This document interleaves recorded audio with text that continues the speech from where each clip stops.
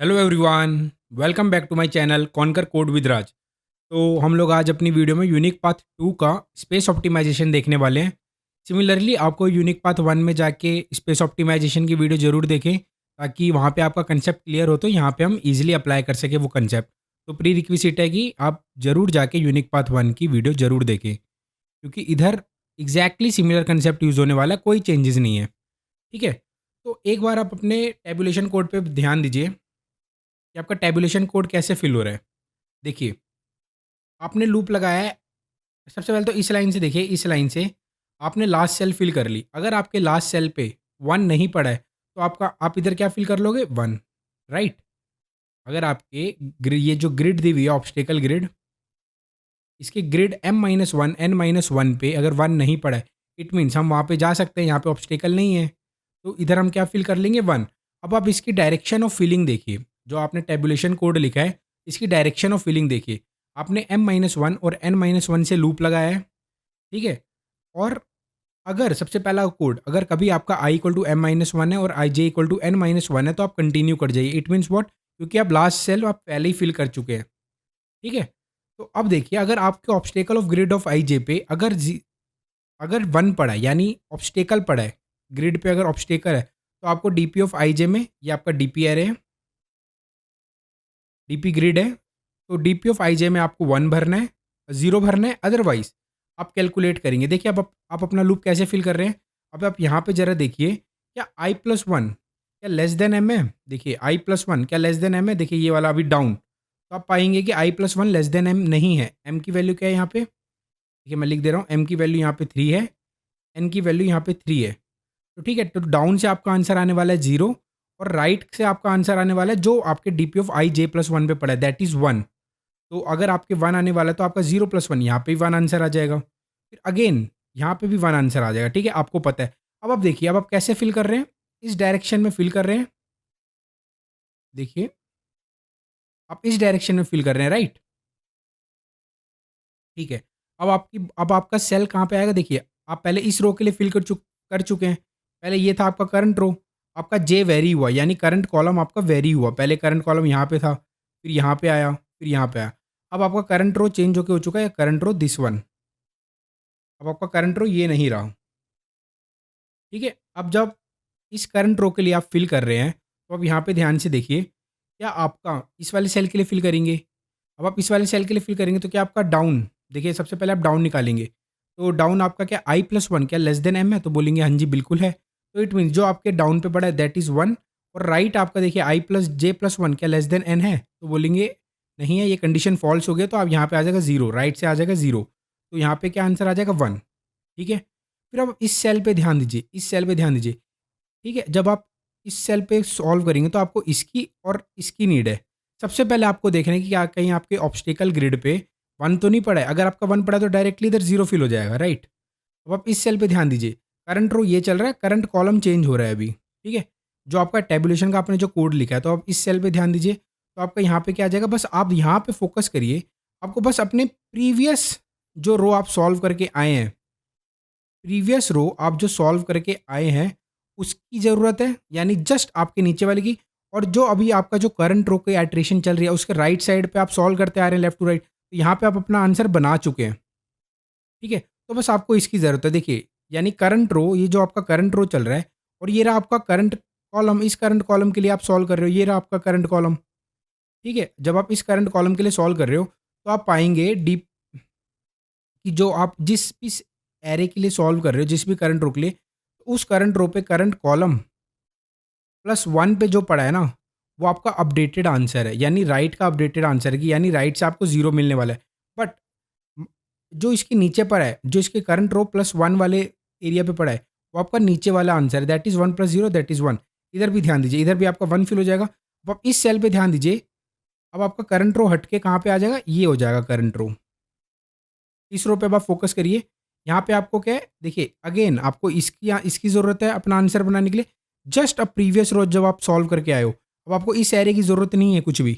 आपको जस्ट इस प्रीवियस रो की ज़रूरत है। येस, येस और नो? तो जस्ट आपको, अगर आपको इस प्रीवियस रो की ज़रूरत है अपना आंसर बनाने के लिए, तो ये काम क्या आप एक एरे पे कर सकते हैं? कैसे? एक एरे पे कैसे कर सकते हैं भैया?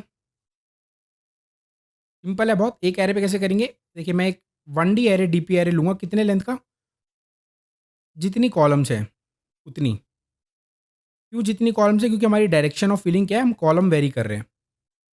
ठीक है, सबसे पहले मैं लास्ट रो के लिए अपना आंसर बना लूँगा। मुझे क्या पता है कि सबसे पहले लास्ट रो पे मेरा क्या आ रहा है, 1 है। तो ये आपकी मर्ज़ी है कि आप लास्ट रो के लिए अपना आंसर बनाइए या ना बनाइए। ठीक है, क्योंकि हमने अपनी जो लूप है इस बार हमने m-1 और n-1 से यूज़ किया है। तो लेकिन सबसे पहले मैं यहाँ पे आके तो भर ही लूँगा। अब क्या भर लूँगा, 1। ये तो फ़िल कर ही लूँगा मैं 1। ठीक है जी, 1 मैंने फ़िल कर लिया। अब आप यहाँ पे सोचिए, अब आप इस वाले डीपी एरे का यूज़ करिएगा। ये डीपी एरे आपका कैसे वर्क करेगा, ये आपका जो डीपी एरे बना रखा है आपने, ये DP array as a previous row work करेगा। ठीक है? क्यों एज़ अ प्रीवियस रो मैं इसको वर्क करवाऊँगा? क्योंकि मैं किसी भी आइट्रेशन पे हूँ, मैं कोई सी भी करंट रो की आइट्रेशन फ़िल कर रहा हूँ, मुझे बस जस्ट अपने नेक्स्ट जो मैं प्रीवियस रो सॉल्व करके आया हूँ, उसकी ज़रूरत है। और राइट वाले जो उस और राइट की वैल्यू कहाँ से मिलेगी? जस्ट जो मैं सॉल्व कर रहा हूँ, जो करंट आइट्रेशन में सॉल्व कर रहा हूँ, तो left to right right to left मैं सॉल्व कर रहा हूँ। तो राइट टू लेफ्ट मैं सॉल्व कर रहा हूँ, तो राइट पे जो वैल्यू पड़ी होगी वो अपडेटेड वैल्यू होगी डाउन राइट साइड की, राइट से जो आंसर आने वाला है, तो उसका मैं यूज़ करूँगा। देखिए अब कैसे? अब मैं इस सेल पे हूँ, सबसे पहले लास्ट लास्ट करंट रो की आइट्रेशन कैसे देखिए, कैसे वर्क कर रही होगी देखिए यहाँ पे। ठीक है, इसको हटाते हैं, इसको हटाते हैं। देखिए कैसे वर्क कर रही होगी, इसको भी हटाइए, इसको भी हटाइए। अभी आपका m-1 रो चल रहा है, करेक्ट? अभी आपका m-1 रो चल रहा है, जे n-1 के लिए आपने फिल कर लिया। अब जे हो जाएगा आपका n-2, यानी इस सेल के लिए जब आप फिल कर रहे होंगे, तो अब यहाँ पे देखिए, यहाँ पे पाइए कि आपको यहाँ से आपको क्या किसकी ज़रूरत है, बस राइट की। राइट का आंसर आपका बना पड़ा है और डाउन से आपका आंसर तो 0 आने वाला है, तो यहाँ पे 1 फिल हो जाएगा। अगेन यहाँ पे 1 फिल हो जाएगा। तो ठीक है जी, अब आपकी करंट आइट्रेशन उठ के चली जाएगी इस रो पे। ये हो जाएगा आपका करंट रो। ठीक है? अब आप इस डीपी एरो को as a previous row use करिए। देखिए कैसे? देखिए मैं इसको यूज़ नहीं करूँगा, मैं करंट रो को यूज़ करूँगा। देखिए सबसे पहले मैं अंदर गया और अंदर जाते ही जब मेरा जे, इस बार क्या है, जे मेरा n-1 हो जाएगा और आई अभी हमारा क्या हो चुका है, m-2। ठीक है? दैट इज़ 3-2 1th वाली रो हम सॉल्व कर रहे हैं। ठीक है? अब आप यहाँ पे देखिए, यहाँ पे तो 1 पड़ा रहना चाहिए। देखिए 1 पड़ा है एग्ज़ैक्टली, हम इसको आप आंसर इससे सॉल्व भी कर लीजिए तब भी 1 आ जाएगा, यहाँ पे फिल हो जाएगा अपडेट होके। लेकिन नहीं भी करते तो तब भी आपका 1 ही पड़ा रहेगा, ठीक है? आपकी मर्ज़ी। अब आप सबसे पहले चेक करेंगे कि आपके ग्रिड ऑफ आईजे पे 0 तो नहीं है? तो अगर ग्रिड ऑफ आईजे पे अगर आपके 0 यानी ऑब्स्टेकल ग्रिड पे सॉरी 1 है, तो इट मीन्स आप वहाँ से कहीं मूव नहीं कर सकते। तो आप यहाँ पे क्या अपडेट कर देंगे अपना आंसर? 0। ठीक है? अब आप इस वाले सेल के लिए सॉल्व करेंगे, इस वाले जैसे ही सेल के लिए सॉल्व करेंगे, तो अब यहाँ पे ध्यान से देखिए, जो आपके राइट का आंसर है वो इस वाले डीपी ग्रिड पे पड़ा है इधर करंट कॉलम +1 पे, और जो आपके नीचे आंसर पड़ा रहना चाहिए था 111, ठीक है? वो आपके करंट सेल पे पड़ा है। तो ये क्या हो गया आपका, यहाँ पे क्या आ जाएगा 0 + 1 यानी डीपी ऑफ जिस वाले जे के लिए आप सॉल्व कर रहे हो, जे +1 पे जो पड़ा है प्लस डीपी ऑफ जे पे जो पड़ा है उसका एडिशन, दैट इज़ 1, और ये हो जाएगा अपडेट 1। तो अब आपका जो करंट रो बन चुका है, देखिए क्या बन चुका है? जब आपकी सेकंड आइट्रेशन पूरी रन हो गई, तो उसमें क्या अपडेटेड वैल्यू पड़ी होंगी? 101। ठीक है, मैं वो लिख देता हूँ। देखिए यहाँ पे मैं लिख देता हूँ 101। ठीक है जी, मैंने ये लिख दिया 101।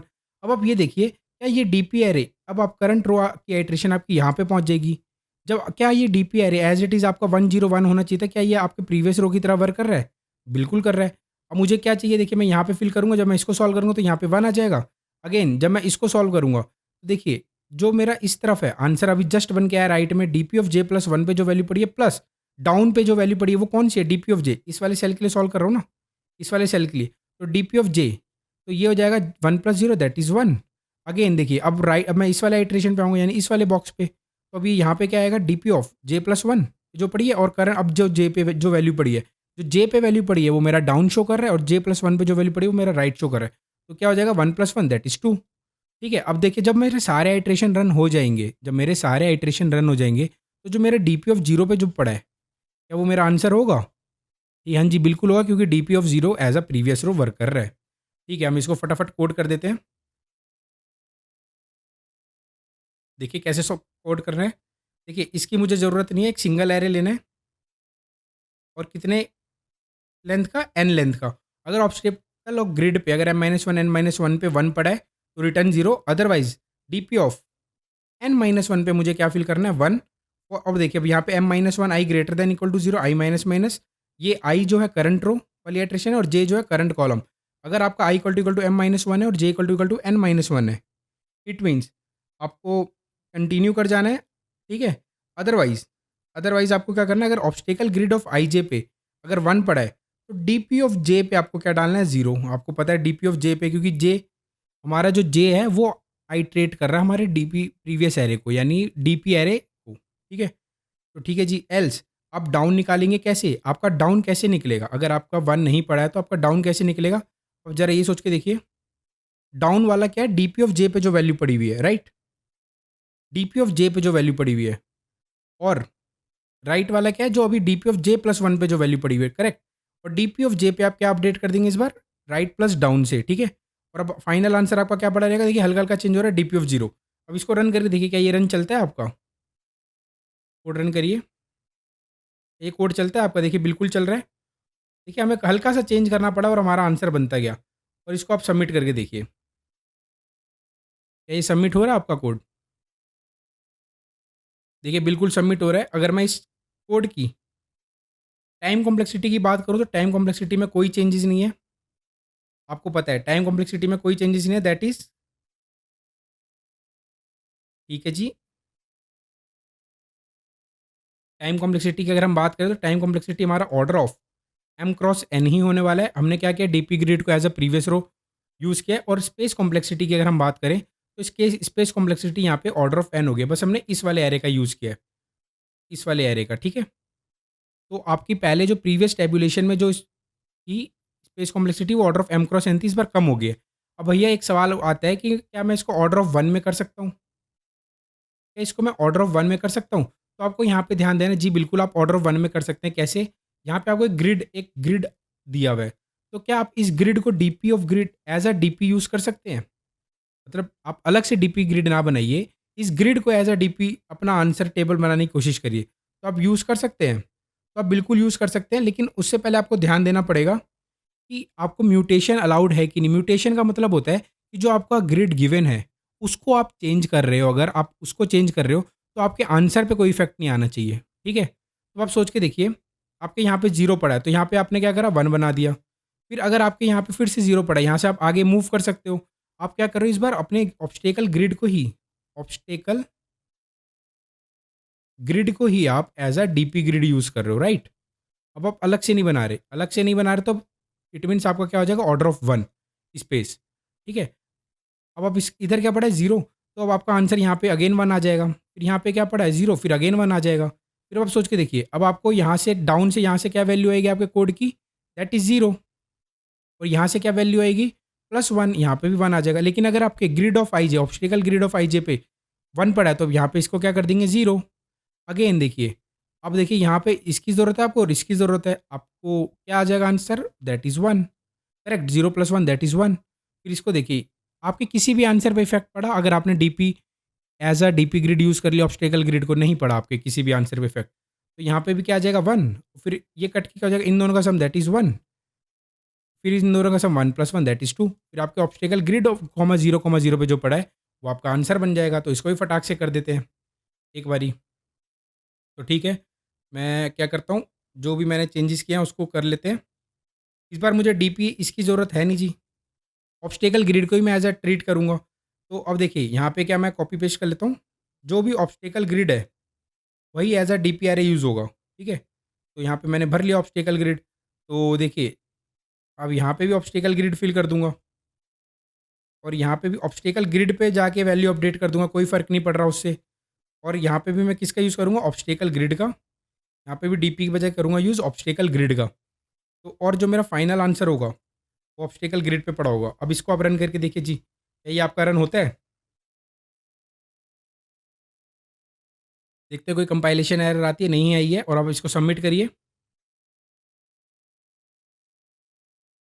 देखिए सबमिट भी हो रहा है आपका ये कोड, ठीक है। अब आप इस कोड की एक बार टाइम कॉम्प्लेक्सिटी एनालाइज करिए। देखिए टाइम कॉम्प्लेक्सिटी में क्या कोई फ़र्क पड़ा है आपके, नहीं, टाइम कॉम्प्लेक्सिटी में आपका कोई फ़र्क नहीं पड़ा है।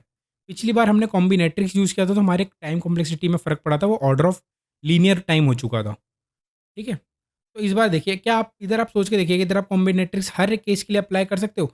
एक पल को अगर एक वन या दो वन हो ना ज़्यादा से ज़्यादा, तब आप कॉम्बिनेट्रिक्स अप्लाई कर सकते हो। अपने फॉर्मूले में थोड़ा सा चेंज करके। लेकिन अगर आपके पास बहुत सारे 1 आ गए, तब आप कितना फॉर्मूला चेंज करते रहेंगे। तो यहाँ पे आप कॉम्बिनेट्रिक्स हर एक टेस्ट केस के लिए अप्लाई नहीं कर सकते। तो अगर मैं इधर टाइम कॉम्प्लेक्सिटी की बात करूँ इस केस में, तो order of m cross n, और स्पेस कॉम्प्लेक्सिटी ऑर्डर ऑफ 1, कि आपने कोई सा भी एक्स्ट्रा स्पेस खुद से यूज़ नहीं किया, आपने ऑब्स्टेकल ग्रिड को जो गिवन है टेस्ट केस में उसी को as a DP grid use कर लिया है। तो मे बी आपको समझ में आया होगा। अगर आपने यूनिक पाथ 1 किया तो ये बहुत अच्छे से आपको समझ में आया होगा। तो अगली वीडियो में हम देखेंगे नेक्स्ट प्रॉब्लम अपना डंगन डंगन गेम, जो कि बहुत इंपॉर्टेंट है, पर्सनली मेरी फेवरेट प्रॉब्लम है। उससे हम बहुत सारे कंसेप्ट सीखेंगे। तो इस वीडियो को यहीं पे एंड करते हैं। Thank you and have a nice day, take care.